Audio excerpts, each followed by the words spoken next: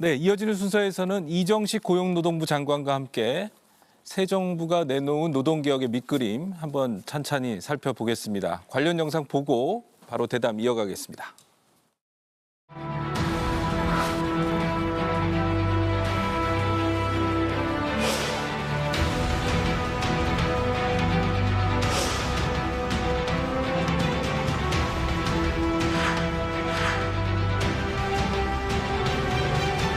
인기 없는 일이지만 회피하지 않고 반드시 우리가 해내야 합니다.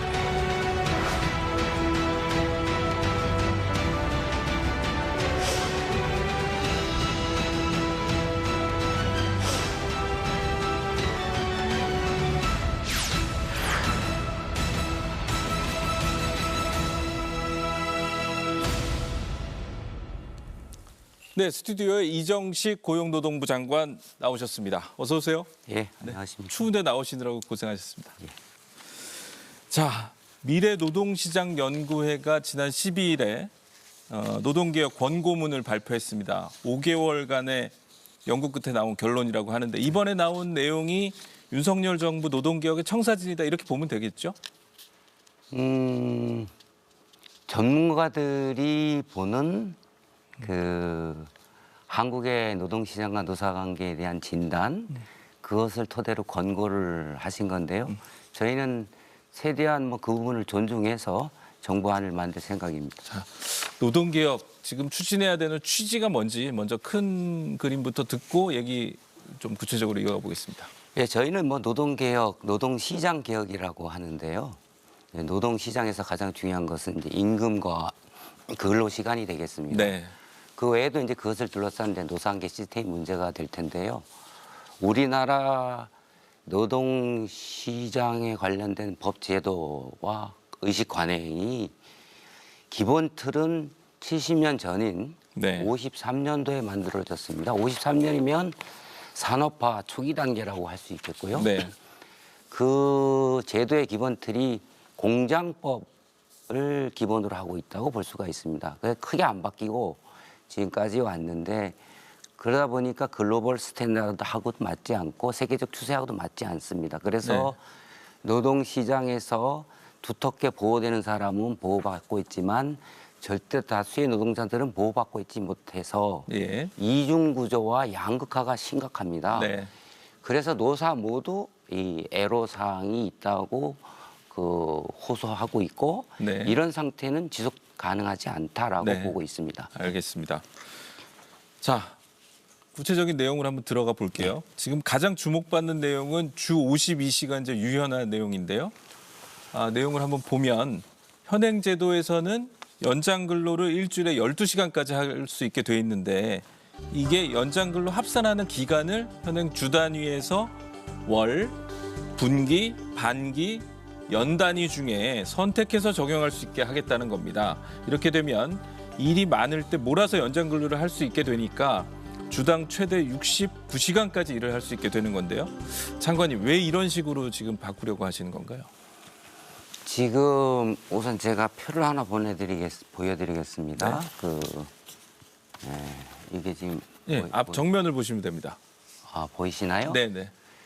지금 현재 우리나라는 거의 세계에서 유일하게 연장 근로, 그러니까 현행 법은 일일 8시간, 일주 40시간. 그런데 노사가 합의할 경우에 주 내에서 12시간을 연장 근로를 할 수가 있습니다. 네. 그러니까 어떤 경우에는 일이 많아도 적어도 12시간을 못 넘는 거예요. 네. 그래서 12시간을 한다 그랬을 때 그러면 52시간이 되는 거죠. 4주 연속해서. 네. 그런데 어떤 기업의 노사가 40시간 첫째, 둘째도 40, 셋째도 40 했는데 일이 갑자기 생겨서 또는 코로나 때문에 교대자가 없어서 예. 그래서 12시간을 넘어서 13시간에 14시간을 했다 그러면 그 주는 53시간, 54시간을 하는 거 아닙니까? 예. 그럴 경우 그것이 위법이 됩니다. 불법이 됩니다. 그러니까 현장에서 이 근로기준법이 최저기준이면서 획일적이고 경직적이다 보니까 현장에서 그 불합리한 사례가 많이 발생하는 겁니다. 예. 일을 하고 싶어도 못하고 그다음에 급박한 상황이 발생할 때 대응을 못하고 그러다 보니까 뭐 공짜 노동이 발생한다 할지 편법이 발생한다 할지 이런 애로사항이 있는데 우리나라가 세계에서 유일하게 거의 유일하게 주 단위로 엄격하게 관리하고 있습니다. 다른 나라는 월, 분기, 반기, 연 단위로 관리하고 있기 때문에 우리도 세계적인 추세에 맞춰서 예. 노동자들이 다양하게 노사가 원하면 선택할 수 있게 선택지를 추가하는 겁니다. 그래서 노사가 원하지 않으면 안 해도 됩니다. 예. 근데 이게 이제 이상적으로 생각하면 예. 일하고 싶을 때 많이 하고 또 일이 넘칠 때 많이 하고 예. 그다음에 그로 인해 생긴 휴가를 원할 때 자유롭게 쓰고 이거면 정말 좋아질 것 같긴 해요. 그런데 문제는 만약 연장 근로 시간이 유연하게 적용이 되면 이 회사에서 바쁠 때는 왕창 일을 시키고 그다음에 나중 가서 이제 연장 근로를 못 하게 됐는데 야, 일 많아졌다. 좀 더 해줘라. 이러면 어떻게 노동자가 그거를 거절하겠는가. 결국 장시간 노동 맨날 야근하는 예전으로 돌아가지 않겠느냐 이런 우려가 있는 거고. 그게 이제 불가능한 게요. 현재 노동 시간이 늘어나는 게 아니고 일부 언론에서 보면 뭐 69시간을 계속 할 것 같다 그러는데 네.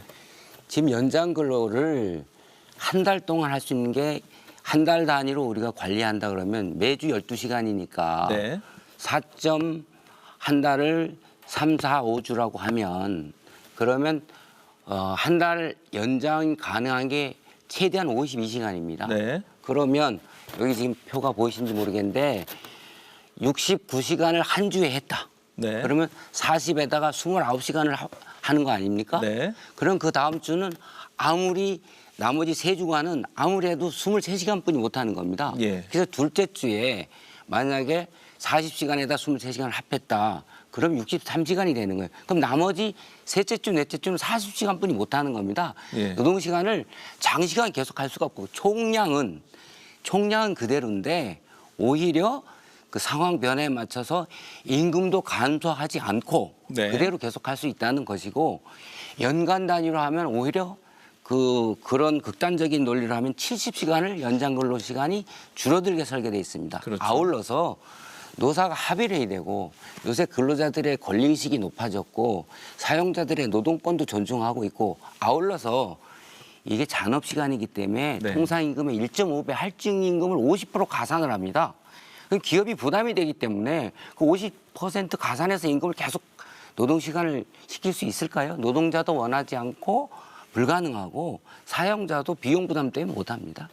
그러니까 이제 하나는 그 룰을 지킬 것이냐 네. 사측이 제대로라는 게 하나 있고 어기라고 할 때 이걸 거절할 수 있겠느냐 이게 있는 거고요. 또 하나는 이렇게 되면은 불규칙한 노동 환경이 될 가능성이 크다. 어떤 때는 막 몰려서 하고 어떤 때는 일이 없고 근데 이거를 노동자가 예측하기 어려운 상황이 되니까 삶의 질은 나빠지는 거 아니냐. 또 이런 우려도 있거든요. 이런 걸 어떻게 좀 정말 사측이 제대로 하고 있는 건지 감시할 수 있는 혹은 이걸 어겼을 때 제재할 수 있는 그런 장치가 있는 겁니다. 예.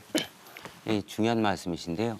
정부의 노동 정책 기조는 노동자들의 삶의 질을 계속 지속적으로 향상시키는 것이고 네. 기업들의 애로사항도 동시에 그 해소해서 경쟁력을 강화해서 노사 모두에게 도움이 되겠다고 하는 것입니다. 네. 그런데 일단은 노동 근로자들이 이렇게 불이익을 당하지 않을 건가에 대해서 건강 보호를 위해서 우리가 11시간 연속 휴게 시간을 부여할 겁니다. 네. 건강 보호 조치를 취할 것이고요. 네. 그다음에 노사 합의는 기본적으로 전제가 되고 당사자하고 동의를 얻어야 되는 것이고 그다음에 지금 현재 법이 현장에서 그 3년 만에 갑자기 3단계로 52시간이 들어오다 보니까 경직되다 보니까 지키지 못해서 공짜 노동, 편법 노동이 있는데 일은 하고도 못 받는 사례가 많은데 근로 감독을 대폭 강화할 겁니다. 네. 아울러서 노동자들의 건강이 훼손되는 부분은 사실 야간 노동입니다. 예. 그래서 공짜 노동에 대한 규제, 포괄임금 규제와 동시에 더불어서 야간 노동과 야간 노동자들에 대한 보호 방안도 저희들이 마련할 겁니다. 이번 기회에. 아울러서 근본적으로는 그 노동 시간을 줄임으로써 실질적으로 일하는 시간을 줄임으로써 삶의 질을 개선하기 위해서 예. 근로 시간을 맞다가 저축해서 한꺼번에 월이나 반년 또는 연간 단위로 장기간 그 휴가도 갈 수 있게끔 하는 그런 제도도 이번에 도입하려고 합니다. 이 외에도 실노동 시간을 줄이기 위해서 장기 휴가, 단체 휴가, 네. 그래서 눈치 보지 않고 휴가를 감으로써 실질적으로 일을 적게 하려고 하는 그런 안을 저희들이 고민하고 있습니다. 네. 자, 이번 권고안에서 근로시간 제도와 함께 또 하나 우선 개혁 과제로 선정한 게 이제 임금 체계 개편인데요. 그렇습니다. 제가 내용을 훑어보니까 일단 연공성을 좀 완화해야 된다. 직무와 숙련도를 반영하는 식으로 바꿔나가야 된다. 그리고 중소기업에는 임금 체계가 없는 곳이 아예 많기 때문에 그것을 구축할 수 있도록 지원해야 된다. 이런 내용들이 주인 것 같은데 왜 이렇게 바꿔야 되는지 좀 말씀을 해주시죠. 그렇습니다. 지금 우리나라 노동시장에서 MZ세대가 차지하는 비중이 45%입니다. 그분들은 뭐 다른 분들도 마찬가지지만 공정성에 대해서 특히 민감합니다. 워라밸도 중요하게 생각하고 있고요. 그런데 우리가 지금 연공형 임금 체계라고 하는 것은 연공이 뭡니까? 나이, 근속이 보상받고 평가받고 중요하다는 거 아닙니까? 네. 그것은 과거에 고도 성장 시기에 평생 직장을 개념으로 장기 근속이 예정됐을 때 상대적으로 적합했던 그런 임금 시스템이라고 볼 수 있습니다. 그런데 현재는 직장 이동이 빈번하고 장기 근속도 불가능하고 이런 상태에서 노동시장의 45%를 차지하는 분들이 이건 불공정하다, 불합리하다라고 하고 있는 겁니다. 네. 그래서 임금 체계가 노사 모두가 원할 경우에 그 현실에 맞게끔 공정하게 바뀌도록 정부가 지원을 하겠다. 왜 지원을 네. 하냐? 이게 뭐 정부가 강제할 수 있는 사항이 아니기 때문에 예. 그럼 어떻게 지원을 하느냐? 의지가 있는데 노사 모두 네. 법이 경직돼 있어도 못하는 경우는 혹시 법을 고칠 수 있는 걸 바꿔보겠다는 거고 그다음에 정보가 없거나 통계, 특히 임금 통계, 업종별, 직종별 임금 통계를 광범위하게 제시하겠다는 겁니다. 세 번째는 이제 다 있는데 잘 몰라서 하는 경우에는 컨설팅을 제공하겠다. 네. 풍부한 컨설팅을 제공하게 이렇게 도와드리겠다는 거. 네 번째는 임금 체계를 개편하는데 이제 직무별, 직종별, 업종별로 이렇게 모아서 그렇게 상대적으로 일의 내용과 그 성과에 따라서 보상을 받는 공정한 임금 체계를 구축하기 쉬운 업종이 있고 산업이 있습니다. 그런 데는 따로 마서 그렇게 도와드리겠다라고 하는 것입니다. 이게 뭐 자율적으로 한다고는 하지만 예를 들어서 공기업이라든지 금융기관 같은 데는 아무래도 정부의 가이드라인을 따라가게 될 가능성이 높은데 그러면 이제 어떤 모델이 이렇게 좀 제시될 수가 예. 있나요? 그렇죠. 그 다양한 산업 업종 직종별로 이 임금 체계가 자율적으로 개편되도록 하는 방법 중에 하나는 성공 모델, 업종별 직무별로 해서 그것을 발굴해서 확산시키는 방법이 가장 효과적일 겁니다. 그래서 그런 방법도 저희들이 고민하고 있습니다. 네. 이번에 또 관심사가 지금 이제 60살 이상 정년으로 네, 지금 그렇습니다. 권고되고 있는데 이게 법적 정년인 60세를 넘어서도 계속 일할 수 있도록 논의를 시작해야 된다. 이런 내용이 있더라고요. 네. 여기 정년이 늘어나는 겁니까? 우리가 2012년부터 논의를 해서 13년도에 정년을 60세로 의무화하는 법이 개정이 돼서 2016년부터 시행을 해왔습니다. 예. 그런데 그것은 이제 임금 체계 개편 등을 전제로 하는 것이었는데 노사 간에 갈등이 많았고 사법 리스크가 큽니다. 예. 계속 소송으로 가고 막 그러기 때문에 임금 피크 제모 같은 거.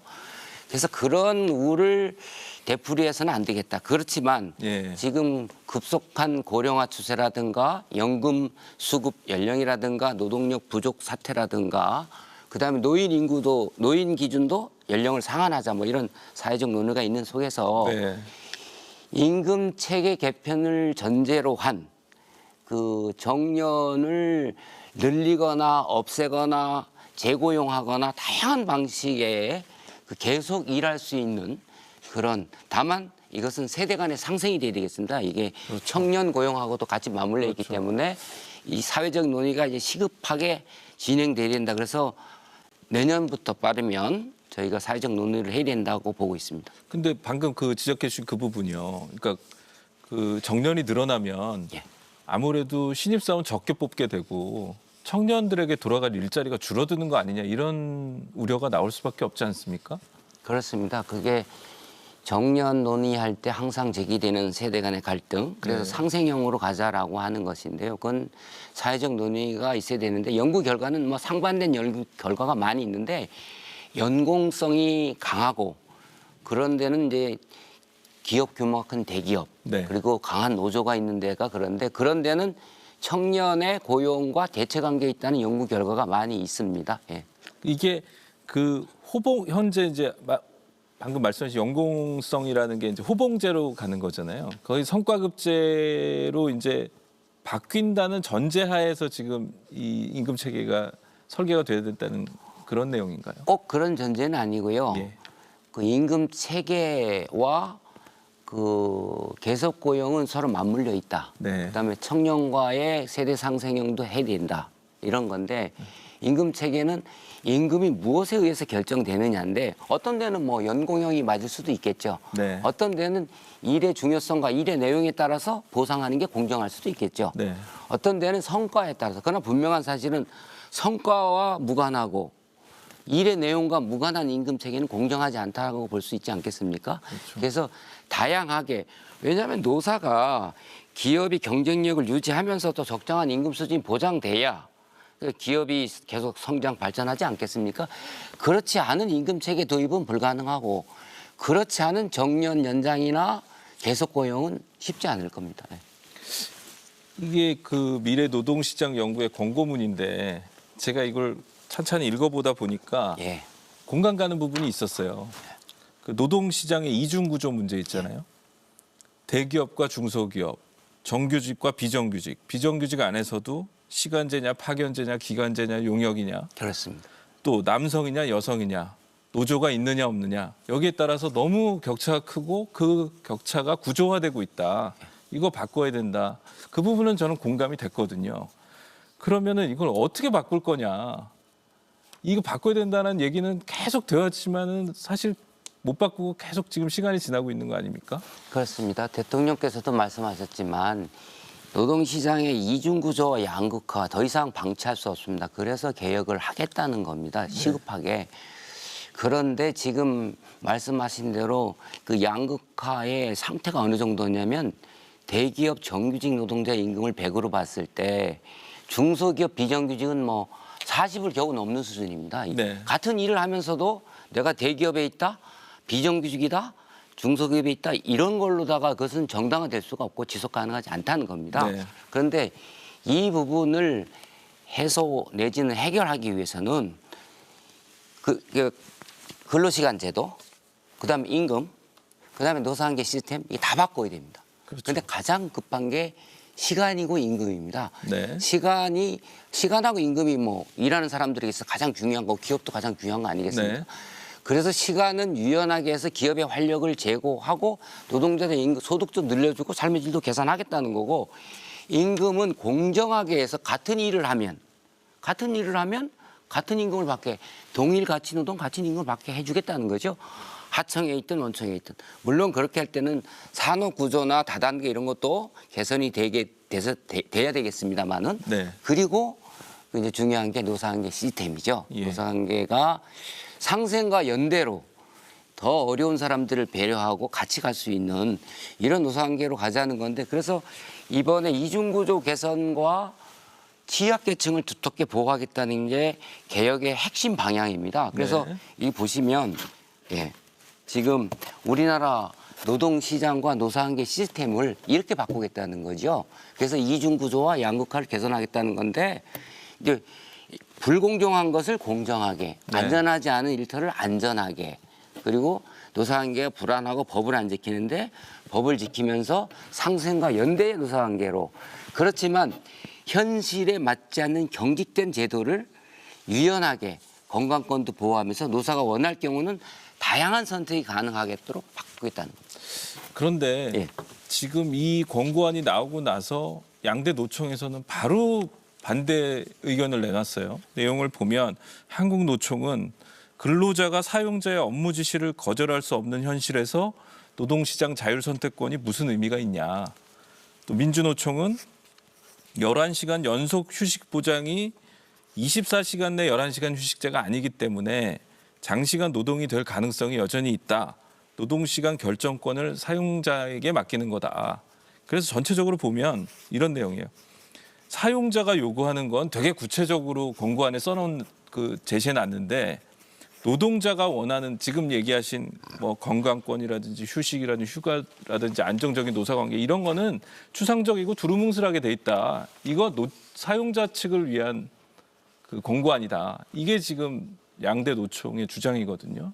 여기에 대해서는 어떻게 보죠? 아까 말씀 중에 이제 공고문을 읽어보니까 뭐 공감하는 바가 많다 그랬는데 그 공고문 서문을 보면 그 우리 사회 노동시장 노사관계 진단 누구도 아마 부정 못할 겁니다. 네. 공감하는데 그 방향에 대해서는 다소 의견이 있을 수 있고 이견이 있을 수 있고 노사가 생각이 다를 수밖에 없죠. 예. 그걸 존중하는 방향에서 정부는 정부 방침을 노사 의견을 수렴하고 사회적 대화가 필요한 부분은 사회적 대화를 통해서 정부 입장을 정리해서 예.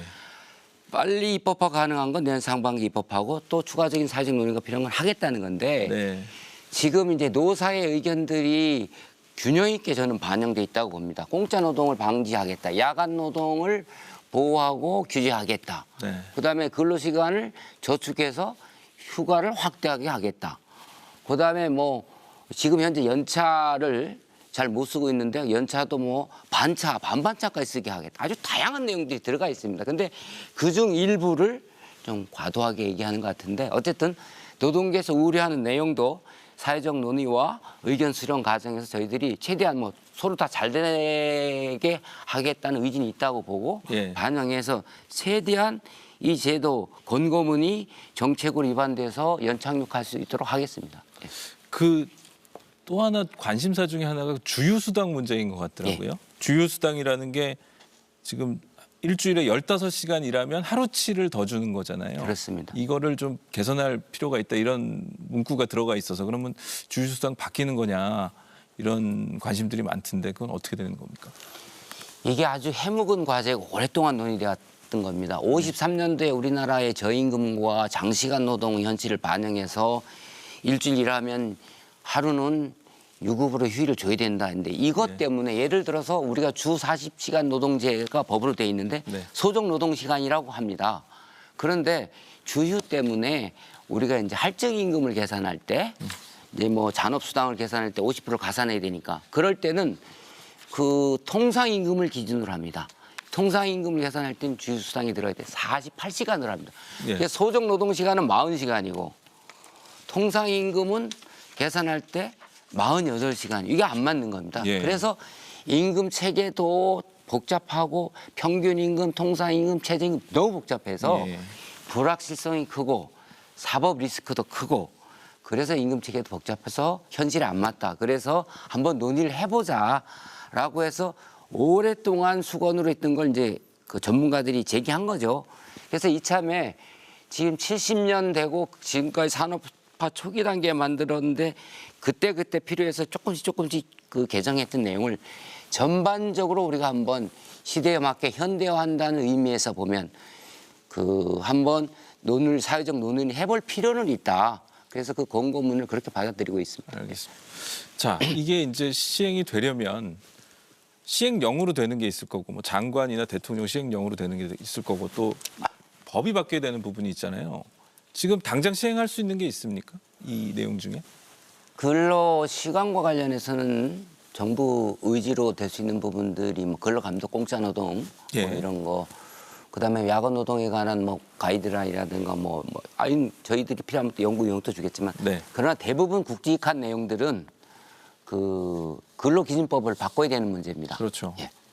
그러면 야당 협조를 받아야 되는데 예. 야당이 지금 다수당 아닙니까? 네. 야당도 반발하고 있어요. 지금 어떻게 협조를 끌어내실 수 있을까요? 야당에서 지난번에 그 언론에 보도된 그 입장을 보니까 환노위 간사께서는 그 장시간 노동을 이게 초래할 것인지 꼼꼼히 살펴보겠다 그러는데 네. 이게 이제 쟁점들이 워낙 많고 네.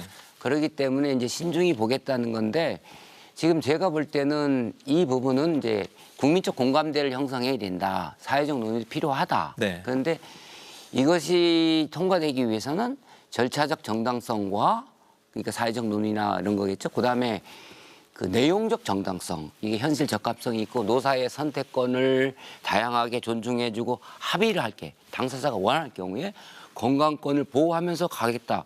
실노동 시간을 줄이면서 삶의 질을 개선하겠다. 그런데 그 내용이 정말 그런가 아닌가 보고 저는 판단할 거라고 보는데 여야 모두 민생을 우선시하고 있기 때문에 이런 현장의 애로와 글로벌 스탠다드에 맞게 바꾸는 방향에 대해서는 공감하리라고 보고 그리고 저희들이 설득하고 토론하고 하겠습니다. 예. 자, 요거 한번 네. 여쭤보고 지금 다 끝나가니까 요거는 한번 여쭤봐야 될 것 같아서 그 이번 화물연대 파업 과정에서 그 뭐 누구의 잘잘못을 떠나서 윤석열 정부가 노동운동에 대한 태도가 너무 적대적인 거 아니냐. 과연 이런 상황에서 안정적인 노사 합의의 문화를 조성할 수 있겠느냐 이런 우려가 커지거든요. 그래서 내년에도 계속 이렇게 또 대결과 극한 대치가 이어지는 거 아니냐. 노동부 장관으로서 좀 안정적인 노사 관계를 만들어 가실 그런 계획은 없으신가요? 예, 우선 두 가지 말씀드리면 대통령 뜻은 노동 존중, 노동의 가치 존중을 계속 강조하시고 특별히 일하다가 죽거나 다쳐서는 안 된다 해서 건강을 우선시해라고 강조를 네. 하시고요.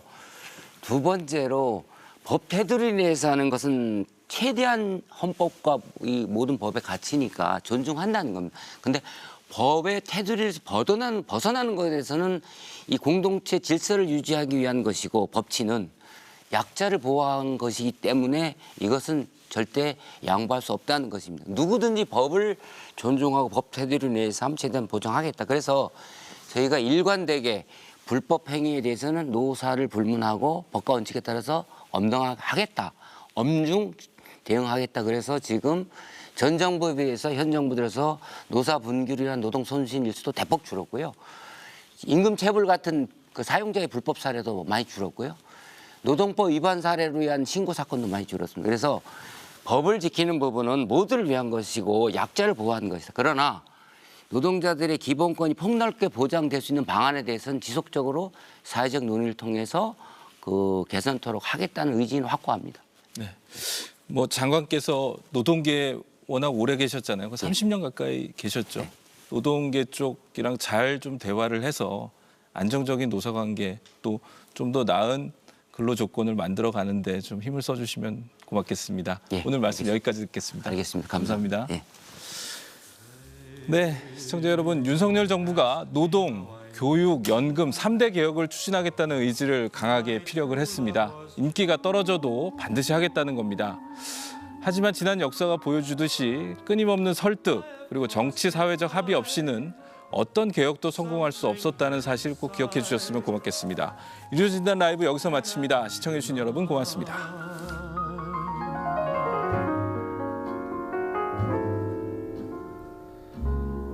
They said someday you'll find all who love are blind.